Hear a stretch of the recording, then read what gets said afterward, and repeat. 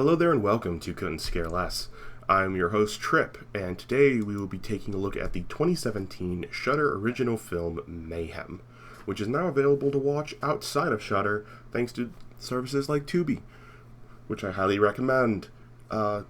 Mayhem is an action horror comedy with very noticeable video game elements. It has a very similar vibe to Cabin in the Woods, but basically taking parts of the core concept of Bilko Experiment and just making it better. This movie will tackle some very heavy ideas, specifically capitalism, corporate greed and corruption, as well as a cathartic sense of sticking it to the man. The Does the Dog Die trigger warnings for this film are not great. Not as extensive as I would like, but I will read those off for you now. The Does the Dog Die trigger warnings for this film are drug and alcohol use, blood and gore, specifically bladed, death by falling, destruction of a child's toy when a stuffed animal is shot with a gun. Does the Dog Die says there are jump scares. There are not. Spitting in people's eyes, spitting blood, someone spits pepper spray into someone's eyes, lots of that yucky spittingness. There's audio gore heard off screen. Breaking of the fourth wall via Derek's narrations. There is an incident of derogatory, hate-speaky kind of language, where one of the characters who used a cane is called Gimpy. I've been called that a lot, unfortunately. And there is some heavy sexual content here, as well as gun violence, and not a lot of gore, but a lot of blood. Lots of blood. Before we get into the plot discussion, I want to, shout out some of the people in this film who are, quite well known in the horror sphere, specifically Joe Lynch. He directed 4 episodes of Creepshow, the Blumhouse YouTube series 12 Deadly Days, but he is most well known for having directed Wrong Turn 2, Dead End, as well as Knights of Badassdom. Then we have our main actor and actress, who are well-known horror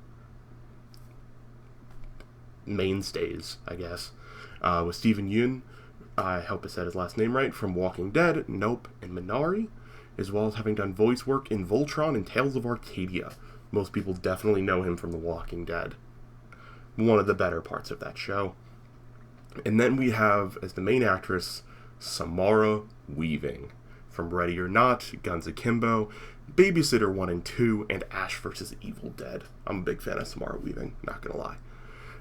Did not influence my choice in this film, but this is one of my favorite action horror films currently out there. Mostly because I am very anti-capitalist and anti-establishment, and this is a good movie that explores some of those heavier themes. Our movie begins with a very beautiful painting of a virus infecting a blood cell. This painting set piece unfortunately doesn't stick around quite as long as I would like for it to. But Derek's voiceovers, like he does here, do appear later in the film. Again, I kind of wish it happened a little bit more. It adds to that video gamey feel with these almost being like cutscenes, especially with the first real action shot we get of a black and white boardroom, violence with red blood, as we are told of the first murder associated with the ID7 or red eye virus. Yes, you can make COVID jokes here about this movie talking about things like quarantine and how it doesn't work very well in America. It predicted a couple years early. But Derek's voiceover continues, telling us of his moral fall from grace, as he was the lawyer who got that first infected murderer cleared because of the ID7 virus that we were shown earlier, and how his job at Towers and Smythe Consulting completely broke him down emotionally and morally, as he went from a bright-eyed member of society with hopes of higher aspirations to becoming yet another slave to the corporate machine. And when he finally gets that corner office opportunity, he takes it and becomes another one of the suits he hates so much. By the movie's conclusion, as he has just become another tool of capitalism to break down those around him. But as he kind of explains to us his woes, we get some very good camera work, showing us parts of the office, specific office supplies and stuff that will be used in future murders. It does a great job setting our scene here, and much better than Belko Experiment does, might I add. And I do appreciate, though, capitalism has broken him to an extent. Derek does stand up for a secretary being sexually harassed. At the time of writing this, and after having watched it, I don't believe this secretary gets the revenge she very much deserves here. That might have been from a deleted scene. I don't know. I don't have a way to access those. But that is one thing I do wish. I kind of wish, like, even in the background or something, we saw this jackass die, who is harassing the secretary. Though he gets into his office and gets a call who he thinks is from a client. It's not. It is his sister Lucy, who sounds great. It's a bit heartbreaking that Derek doesn't let himself have a life because of how devoted he is to his job and to the nose to the grindstone life. And he's only able to have this conversation with Lucy because his secretary Miles kind of pops it up on him. It sounds like they're a couple. I ship it, I guess. But before I get too much further, I feel obligated here to talk about the incredible musical score, composed by Stephen Moore, also composed for VHS 2, The Guest, VFW, Ted Bundy, American Boogeyman, and the soon-to-be-released Christmas Bloody Christmas. At the time, he was seriously underrated, and I'm glad he's getting some much-deserved work now, because he freaking kills it in this film. Derek then goes to his first meeting of the day, which is with Samara Weaving pretending to be a lawyer. She's not doing a great job, because she doesn't know what a deed in lieu is, which is fair. I didn't know what a deed in lieu is until I looked it up. A deed in lieu is when you voluntarily turn over ownership of property to the lender to avoid a foreclosure. And Derek kind of laments that he can't really do anything about it. It's from higher ups. Samara's character, Melanie, gives us the kind of raison d'etre, I think is a term for this film. No one raindrop thinks it caused the flood. That's a quote we will be definitely talking about quite a bit in our wrap-up. Down there, at the end of their discussion, we get some foreshadowing to the scary Irene Smythe, right before confirmation of the virus in the building. But also before the helpful secretary gives us plot outside of the virus. We learn about problems with a company called Vandecourt, where Derek is kind of thrown under the bus for a huge corporate screw-up. He wasn't on the case. That wasn't one of his clients. But because he is high enough, but not one of the big top dogs you can't touch, the other partners decide to yeet Derek onto the bomb to save everyone else from getting blown up. Derek goes to meet a character named the Siren, aka Kara Powell, about it, who is actually in charge of the case.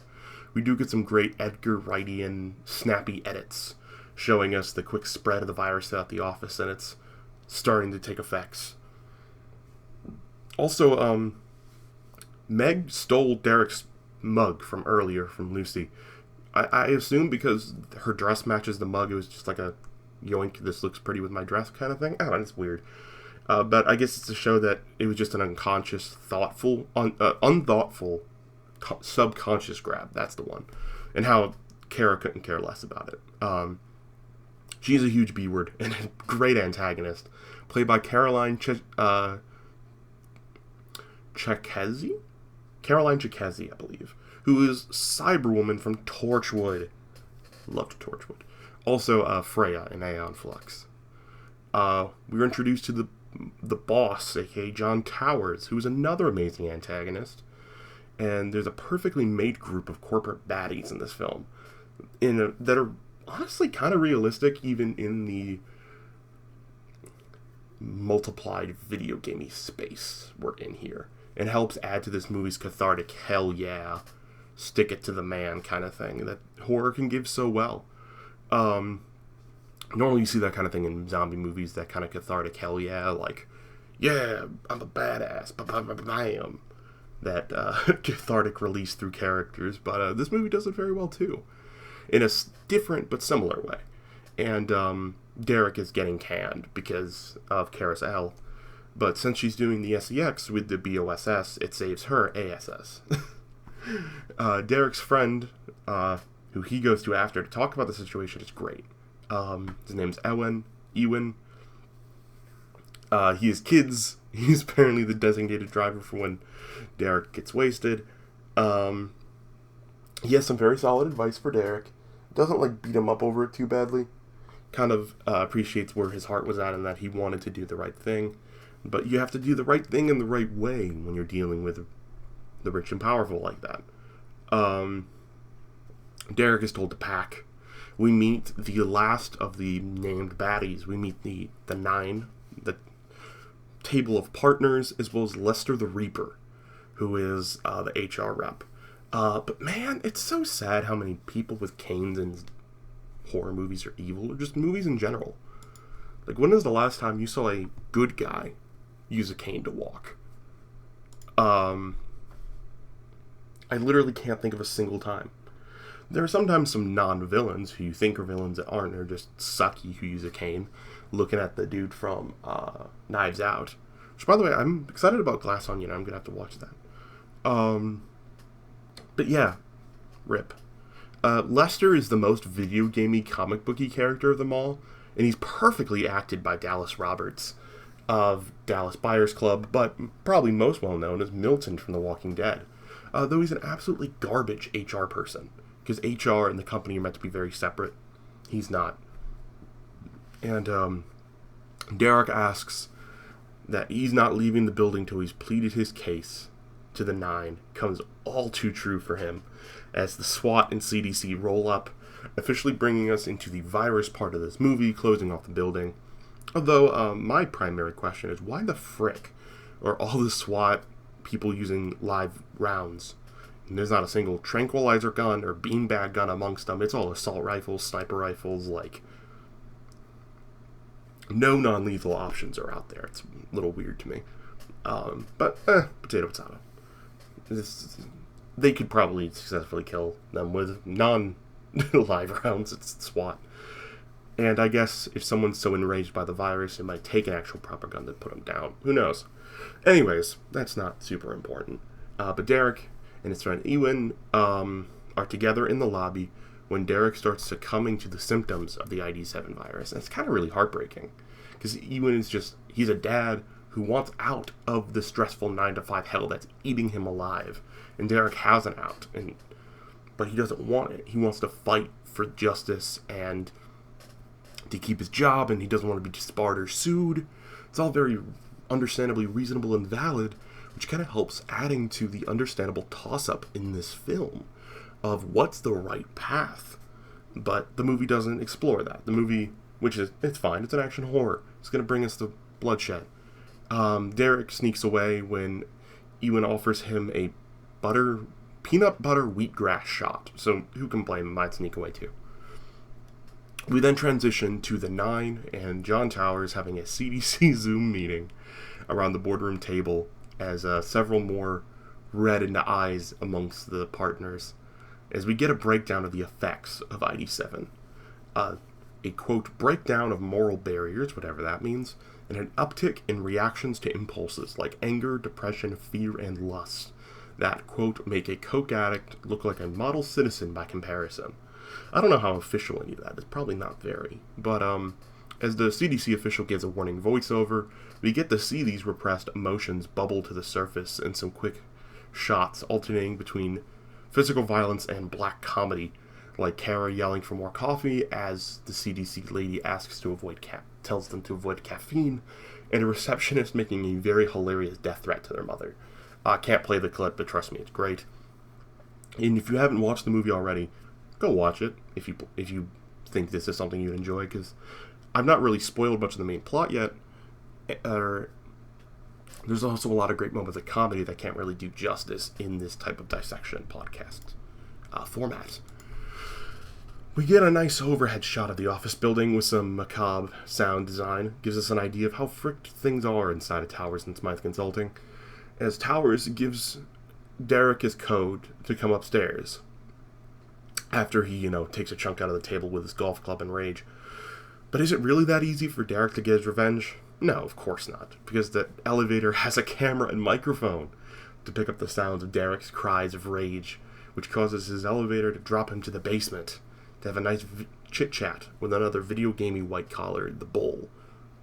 Colton Snyder is his people name, but the Bull sounds better, who apparently exists solely to do the boss's dirty work. The Bull goes to work on Derek, while Towers gives a very boastful backdrop to this backroom brawl. Shortly before Ewan barrels in to the rescue of his friend, we get some nicely edited shots between the violence between the two.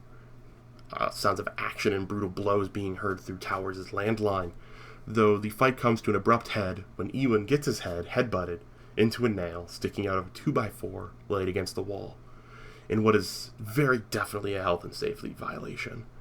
Our day shift daddy-o goes down with a big heaping spit of blood, akin to the naughty kid from Trick or Treat with less vomit, and the declaration that he smells toast, before he falls and his death is capped with a stock sound effect.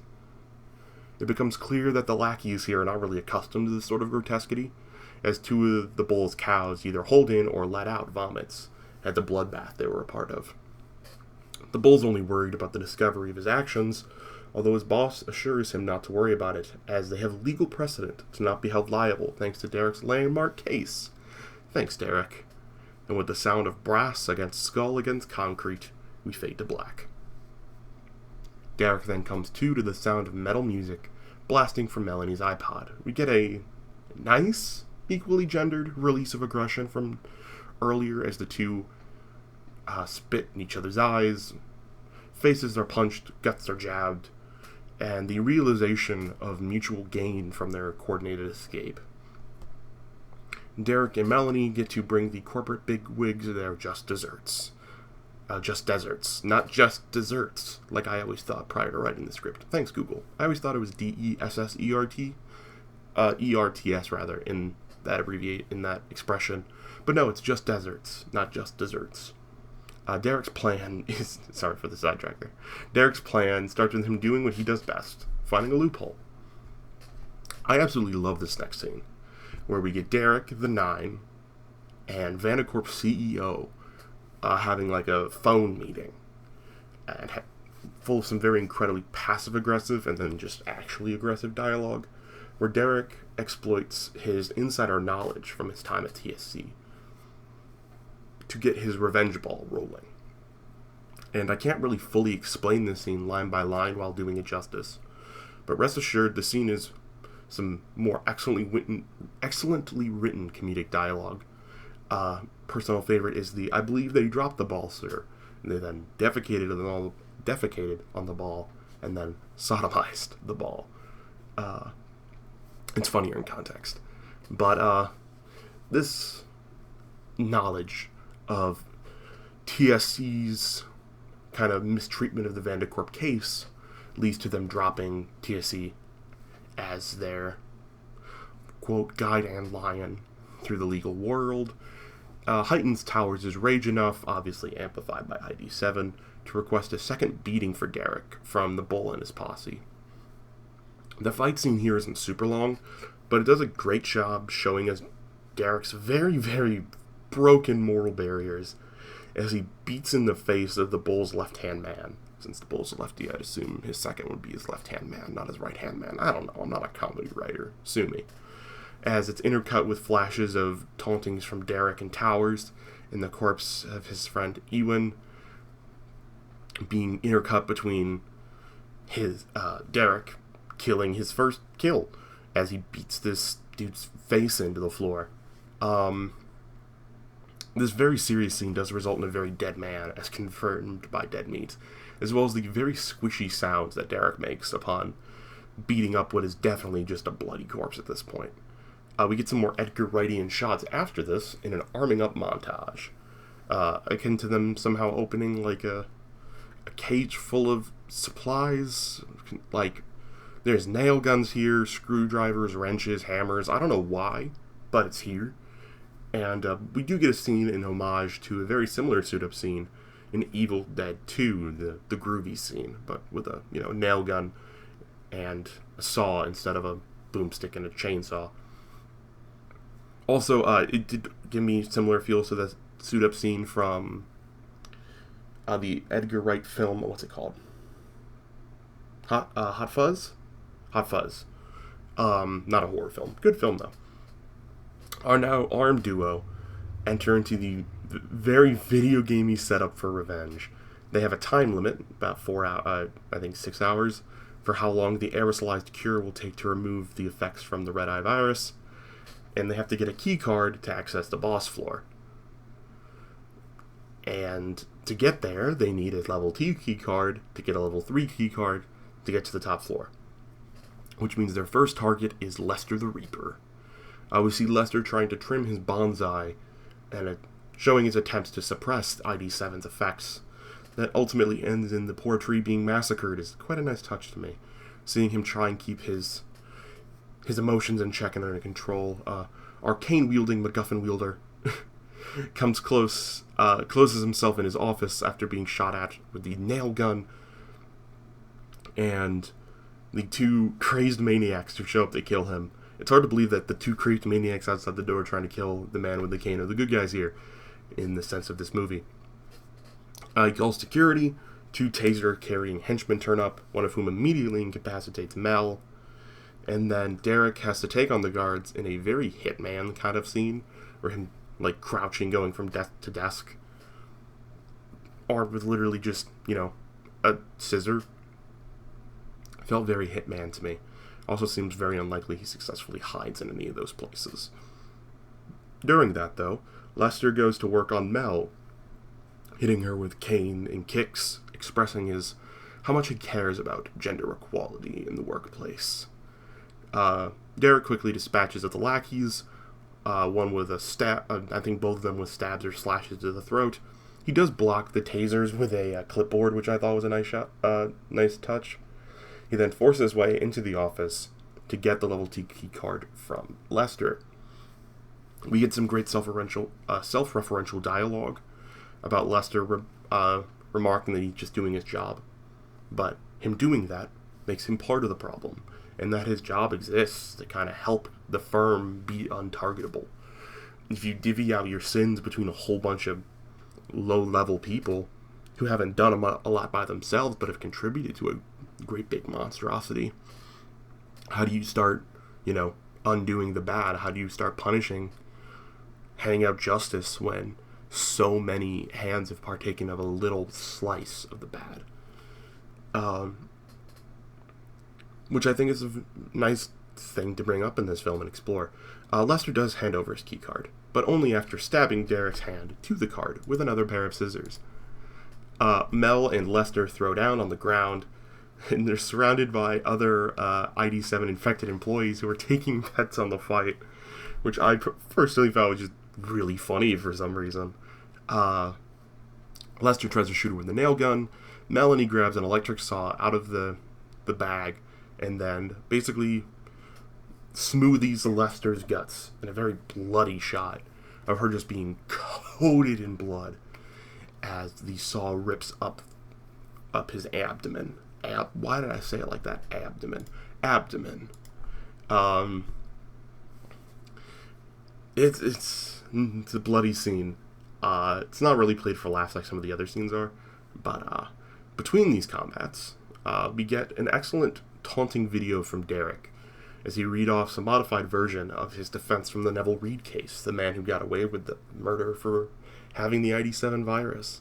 And acts as in the background here, we get a lot of chaos, thanks to the pure id in these people from the red-eye virus. Towers then calls Kara to warn her about her card, which will let them reach Towers after seeing, they murdered Lester and then set him on fire. Kara cut the deal to become a partner, provided she gets rid of her card. She then gives her card to Meg, so that way she can use it for later negotiation. And we get some more levity here in the form of a very funny, genuine-sounding band discussion, which apparently happened on set, where Joe Lynch asked both actors their favorite bands, and they responded in character. And that led to Joe Lynch writing in this scene, which gets some Dave Matthews Band slander. I'm not actually familiar with anything from David Matthews Band, but they talk about it to great lengths. It's a good scene. Again, a lot more of this film's great comedy that I can't really give you in this podcasty format. Now, with 4 hours left on the clock, Derek and Mel go across Kara's floor and encounter some accountants looking to get the 6-digit bounty placed on Joe's head by Towers. And just feels very Scott Pilgrim, with like the musical score as they kind of like slow walk towards each other, until Meg kind of runs in between the two groups and answers the phone, where a CDC psychologist tries to talk down Derek. And again, another very funny scene, which leads to Derek reading out the terms and conditions of the fight they are about to partake in, as Mel plays some Faith No More to back the scene, in the kind of fight scene that Belko Experiment should have had but didn't have. Between the incredible score, some very creative kills with office supplies or construction stuff from the basement, the sound design, the ending with the fire extinguisher kills, and then just the fire extinguisher making a nice kind of wall of smoke almost, to give us some great silhouette shots to cap off the two final kills. It's a really expertly done scene that is, I think, should be used as an example to future film students to how to do a good, short fight scene, where when you don't want the fight scene to be horror-y, you want it to be awesome. Is you can do it like this. Not necessarily like this, but you know what I mean. With that, Derek and Mel reach Kara and discover she doesn't actually know where the card is, so they're forced to negotiate. Kara, they can't just threaten to kill her because she doesn't have the information, though Kara did not expect Meg to dupe her by destroying the card in exchange for a promotion, presumably Kara's job. And then Meg just straight up murders Kara in probably this film's one of the only actually remotely scary scenes, where we hear Meg stabbing Kara repeatedly. Very loud, gory sound design. You hear like choking noises as you can like hear blood spill. You can hear choking noises, like cries for help, sort of coming out of Kara. It's a little disturbing. Kind of capped off with Mel just hilariously, like maniacally laughing, and then Mel cuts her tongue out off screen to show Towers and another iPhone video. But what does he do after the scene? Derek mourns his mug, the now broken mug that Kara yeeted against the wall before during the negotiation. It's a scene here that really shows his humanity beneath the virus. That where he also gives Mel actual usable help regarding the foreclosure, apparently. Her foreclosure was a part of poorly filed ones, where if she goes to the bank and tries to get the original paperwork, she can probably just get the foreclosure written off, which is very lucky for her. He expresses remorse for how his job broke him, just before Towers breaks him in a very different way, by sending a phone video of him peeing on his friend's corpse, in a genuinely sad scene that becomes a sexy times scene, where back rubs of reassurance become them basically going to town on each other on the office floor, intercut with shots of the chaotic lobby just a few floors beneath them. None of it is really like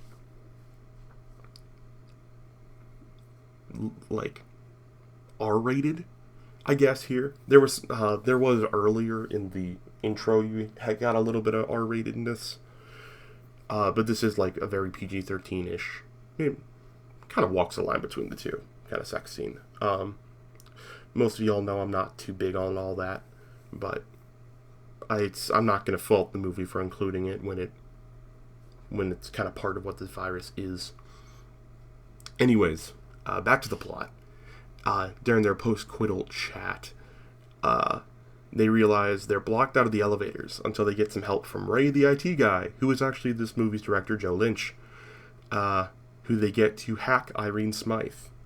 I have a past in IT, so I did find it a little extra nice, him getting his revenge, because people really underappreciate their IT teams. But Derek seeks to trade Smythe's now stolen hard drive for her key card. Smythe explains the towers, tells him her plan to exploit the situation by hiding a gun in the boardroom. No possible way that could backfire. It does. Smythe comes into the room, they pat her down, she reaches for the gun, only to realize Derek already has it. And this leads to Derek having a gun and the hard drive, and a hammer on the hard drive held by Mel. I will say I'm glad this movie waits so long to bring in a firearm, because that was Belko's biggest mistake, is that it brought in a gun, like guns immediately, and it basically all came gun kills or the head explosions from there. I'd be down to talk about Belko, or do a pod talking about Mayhem versus Belko, pros and cons of each. I personally prefer this film greatly to Belko. Anyways, Mel tries to use this situation to get a write-off on her foreclosure, which is fair, because she knows Irene Smythe is one of the signatures that could undo it. But Irene points out it's during ID7, so she could just plead temporary insanity or something from the virus and have it undone, so it kind of doesn't matter. And that's enough to get Mel to destroy the computer and the backup hard drive with a hammer. And we get sorry for the chair squeaks. It gives us two very good parallel fights. Bull versus Derek and Smythe versus Mel. The Smythe versus Mel fight is very one-sided and kind of uninteresting, but the Bull has the gun, takes the gun from Derek, empties it into the wall, including into a teddy bear, as he pulls out his brass knuckles from earlier, because bullets are for cowards, of course. Which I appreciated, them, having actually well choreographed melee fights rather than just shooting everyone like Belko did. This podcast script has become me trashing Belko experiment for 35 minutes. Derek does beat the Bull by getting a mouthful of pepper spray and spitting into his eyes before getting a kill shot with a screwdriver to the head. The Bull versus Derek fight is very, very well choreographed, and I think I don't know why there's a waiting room for kids on this, I think, 7th floor of the building, but sure. Mel, unfortunately, has to spare Irene after learning that the card needs a code. The card needs a code? Yes, the card needs a code. I wrote it wrong on here. I said the code needs a card. Smythe really wants to kill Mel in exchange for the code. And Derek only has 25 minutes until the quarantine lifts, which, prevents him from being able to legally kill anybody. So Derek punches Mel, ties her to a chair, gets the code, goes up the elevator. It's obviously a fake out.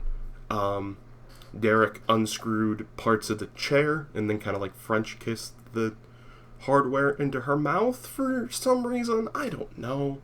And then when he's in the elevator, it's in his hand again. It's meant to be pretty, looking like the backwards scene. I'm not too fond of the showing us how it happened, because I think it's kind of self-explanatory. But Mel gets to kill Smythe off screen. Obviously, Derek was not going to let Mel die. This isn't that kind of movie. And we are taken to the final fight between Derek and John Towers. Kind of final boss fight time. Derek psychs himself up by punching himself in the face. And when he comes up to the boardroom, he's presented with an option. He can just sign some paperwork and have a seat at the partner's table with the promise of a lot of money and freedom from the endless gruel of the climb to success. And also the bonus of two hot chicks offering to, do some naughtiness. He's very seriously considering the offer until he sees the foreclosure document that is in his hand beneath the folder. He decides to take this movie's moral high ground and fight it out. We get our final boss fight, cokehead with a golf club against a lawyer with a wrench. The fight is kind of just the right length. It doesn't overstay its welcome. It's not too short, though we do get a very funny moment of some pocket coke blinding Derek briefly to, so Towers can quip about him having no vision, which is, higher-ups will talk about, you have to have a vision about these things to kind of justify their terrible actions. And we get the payoff to the gladiatorial combat bit from earlier where Derek explains the real history of the thumbs up, thumbs down, where it wasn't like... I'm trying to remember how he words it. He words it very well. It's not so much a, thumbs down, but a turning of the hand. Where, the situation is turned from advantageous to disadvantageous. And, again, the movie explains it better than I can, because I didn't want to steal it word for word. The 9 do a hand signal to cut off Towers, and Derek finishes off Towers by punching him with the broken mug over a railing down the 8 floors to the bottom. We get a happy ending denouement kind of thing, with some more voiceover, where Derek is offered Towers' seat at the top of the food chain, which he takes just long enough to give Melanie back her house before quitting to pursue his love of art with his beautiful new girlfriend, and maybe they'll get a dog like they talked about earlier. Final bit here, for some reason, Towers does a Wilhelm scream as he falls, which I personally think kind of undercut a little bit of this movie's happy ending. And that is the plot synopsis for the 2017 film Mayhem. There's some more discussion bits to have here, which we'll talk about. The 3 central themes of this film. The job doesn't have you. You don't have the job has you. Capitalism is a bloody fight to the top that exploits the poor, and that no one raindrop thinks it caused the flood. Let's talk about that first one briefly. I'm having to move my chair out of the way because it's causing issues for me. The first point here is, you don't have the job has you.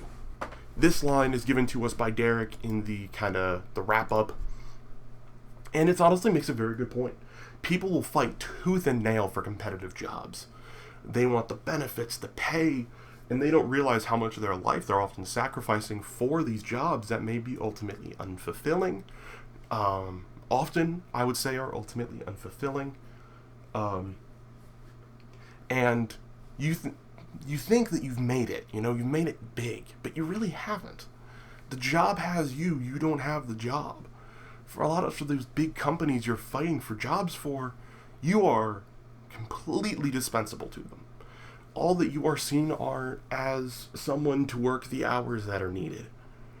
As we get with Towers remarking about the death of Ewan, is him complaining about how many billable hours he'll be missing out on until he finds a replacement for the job. And obviously, most bosses wouldn't be chill with you being murdered, but that's kind of the vibe that capitalism instills, is that the worker is dispensable so long as the one you're working for can replace you. And our protagonist Derek here kind of realizes that towards the end of the film, that even this job at the very top wouldn't really be giving him what he needs or wants. He would be becoming the monster he just killed in a very literal sense. He could try and do better things, like he did by writing off Melanie's foreclosure, but he can't do that all the time sustainably because of the system that America has. And that leads into our second point, that capitalism is a bloody fight to the top that exploits the poor. I think this was kind of the if you boil down this movie's actions into a sentence, it's this one right here, where we have a capitalist, workplace. It's like exploiting and working through the very broken legal system the United States has. It's quite, literally what helps keep capitalism is its legal support for it, and how you can get around things like taxes so easily to just purely benefit from the system. and to exploit people who don't have, these massive, huge groups of lawyers to deal with every legal issue, to find the exploits that benefit you the most. And we have our probably poorer person in the form of Melanie, who is being foreclosed upon, she believes unjustly. And she has to undergo a very bloody fight to the top, to fight through that red tape to get her house back. And that's what that climb to try and navigate the legal system can be here in the United States. Is it feels like you are fighting tooth and nail against people who want you gone, want you out of the way, not a problem, forgotten, dead, next case. They don't care about you. They care about the money. And they care about staying in power. And that's one thing that this movie is that it's a poor person fighting their way up to the top of the ranks to get the justice they deserve. And both of these points kind of go very nicely to the quote from the beginning of the film that I think bookends. There we go. Bookends it great. We get it at the beginning, and it matters a lot at the end. No one raindrop thinks it caused the flood. I like this quote a lot. I was going to do some research and see if this quote had any other, if it comes from somewhere else. I forgot to do that. But no one raindrop thinks it caused the flood is the idea that part of these awful groups and systems, no one person who has to interface with the system thinks they're part of the problem or thinks they are the problem. I will give the example of something like, there's so many examples you could give, and they're all kind of on the serious side. So let's do gambling systems, like in video gaming. I have a video game history, so I'll go with that. They're exploitatory, they're predatory, and they exploit people with addictions, and people who interface with those systems don't think they're really part of the problem, or rather that they don't think they are the problem because they're there. There would always be people there, even if I'm not that person. But again, no one raindrop thinks it caused the flood. You interfacing in a predatory system, like let's say like the super controversial gambling loot boxes from games of the last couple of years, people interfacing with that system may not see themselves as part of the problem. But you are enabling the problem by being part of the rainfall that creates the flood that is the problem. And this quote is something that could be explored by ethics people much wiser than I. But I think it's a good quote to kind of end this movie and end this podcast on, is that no one person thinks they are the problem or that they are the cause of a problem. But when it comes to systemic issues, every single person needs to reflect and realize how can they change their actions to better the lives of the people around them. Even in the flood, it's time to stop being a raindrop and to start being a ray of sunshine to help evaporate the water faster. And that has been 2017's Mayhem. I really enjoy this film. I recommend it. It's a pretty quick watch, which is why it wasn't too long of a discussion. There's not a lot to discuss here. Well, there is, but not a lot like in the play-by-play of the plot. Next week, we will be doing the movie voted upon by you guys, and that is going to be another movie about capitalism. 2012's Would You Rather. Also available on Tubi to watch. Highly recommend this film. You see it for yourself before I talk about it. It's really freaking depressing, but super good. It's super good. Highly recommend it. And which is why we'll be talking about it. Also, the villain is arguably my favorite horror actor of all time. My favorite horror actor of all time, Jeffrey Combs. And so, see you next time. I've been Trip. Have a good week. See you next time.